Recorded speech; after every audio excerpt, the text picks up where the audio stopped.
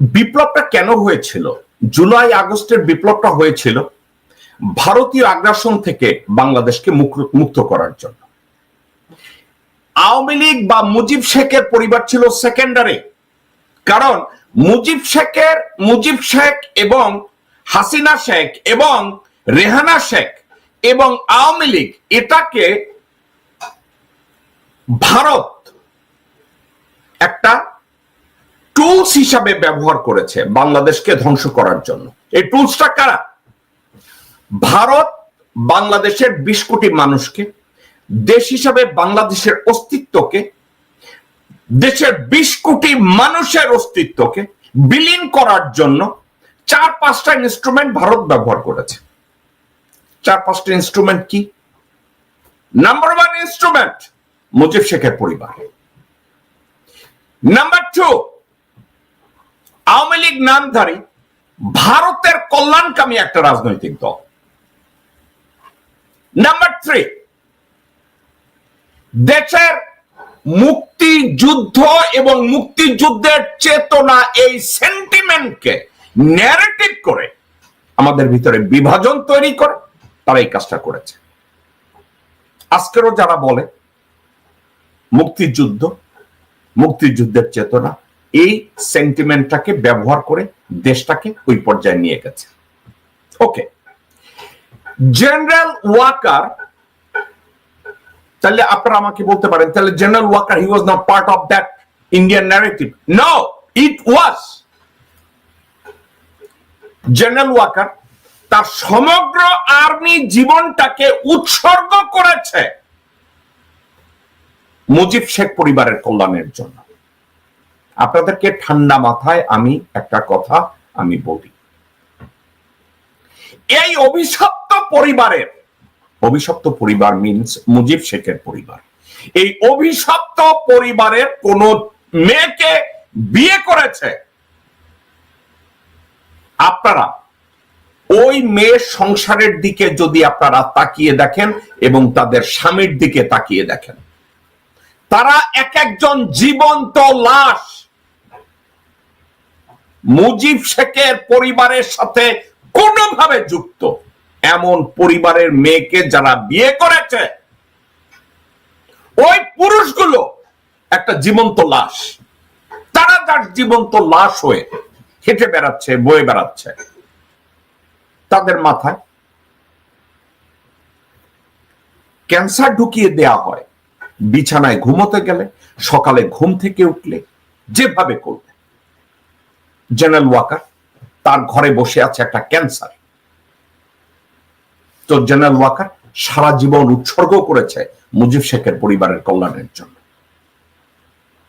এখন মুজিব শেখের পরিবারের কল্যাণে নিয়োজিত থেকে সে কাজ শুরু করেছে বিডিআর পিলখানা ম্যাসাকারের মধ্য দিয়ে। কারণ মুজিব পরিবারের স্বপ্ন ছিল বাংলাদেশের সেনাবাহিনীকে, মুজিব শেখের না, হাসিনা শেখ এবং ভারত, তাদের টার্গেট ছিল বাংলাদেশের সেনাবাহিনীকে যে কোনো মূল্যে ডিস্ট্রয় করে ভুটানি বানিয়ে দেওয়া। আমাদেরকে ভুটানি বানাবে, আমাদের সেনাবাহিনীকে ভুটানি বানিয়ে দিবে, ভ্যাটিকান সিটি বানিয়ে দিবে। অর্থাৎ আমাদের সেনাবাহিনী রাখার দরকার নেই। কি করেছে জেনারেল ওয়াকার?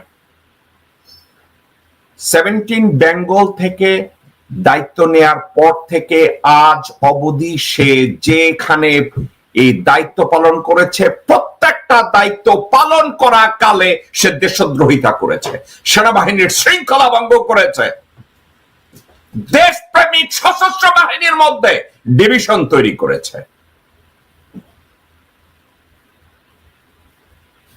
57 জন অফিসারকে বিডিআর পিলখানায় হত্যার সাথে general Waker he played an important role.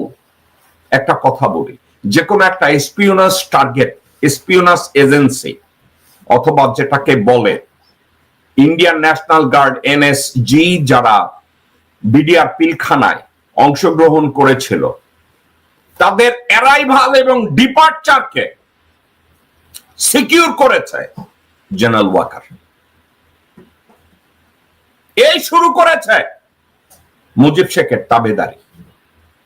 সেই তাবেদারি থেকে আজ পর্যন্ত সে বেরোতে পারে নাই।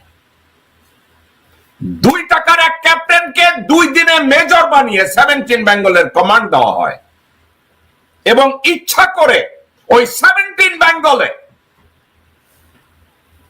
কোন সিও পোস্টিং দেওয়া হয় নাই যাতে ওয়াকারকে কারো অধীনে চাকরি করতে না হয়। সেই থেকে বিডিআর পিলখানার হত্যাকাণ্ডের অংশ হিসাবে সঠিক দায়িত্ব পালনের পুরস্কার হিসাবে মেজর থেকে পারে তো ক্রেন দিয়ে টেনে তাকে ব্রিগেডিয়ার জেনারেল বানিয়ে কি করা হয়, 46 স্বতন্ত্র পদাতিক ব্রিগেড কমান্ডারের দায়িত্ব দিয়েছিল হাসিনা শেখ। এখন এই কথাগুলো কেন বলছি?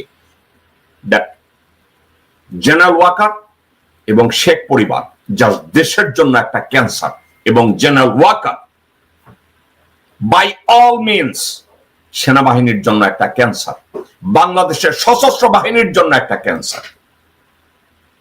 বিপ্লব হয়েছে জুলাই আগস্টে। এই বিপ্লবের পরে হাসিনা শেখকে গ্রেফতার করা যেত। আপনারা একা একা চিন্তা করে দেখুন তো দর্শকবৃন্দ, জেনারেল ওয়াকার যদি ওই সময় সেনাবাহিনীর প্রধান না হয়, ওখানে যদি কোন দেশপ্রেমিক একজন সেনাবাহিনীর প্রধান থাকতো, কেন বাংলাদেশের বিমান বাহিনীর একটা হেলিকপ্টারে ব্যবহার করে 14টা ব্রিফকেস বোঝাই করে আমেরিকান ডলারে ডায়মন্ড গোল্ড সহ তাকে কেন ভারতে নায়রি পাঠানো হয়, এবং এই নায়রি পাঠানোর ব্যবস্থা করেছে জেনারেল ওয়াকার, এবং এর জন্য সমানভাবে বিমান বাহিনীর প্রধান জড়িত, আর্মি এভিয়েশনের মধ্যে জড়িত, আর্মি এভিয়েশনে যারা জড়িত ছিল তারা এর সাথে জড়িত।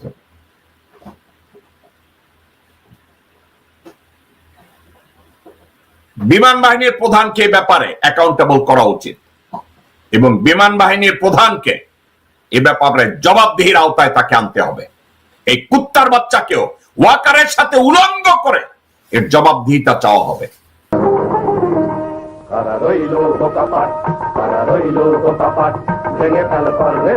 রক্ত জামার শিকল পুজোর ভাষণ বেদি, ওরে ও তরুণ নিশান, ওরে ও তরুণ নিশান, বাজে তোর গলায় বিশাল ধ্বংস নিশান, প্রাচীর ভেদি।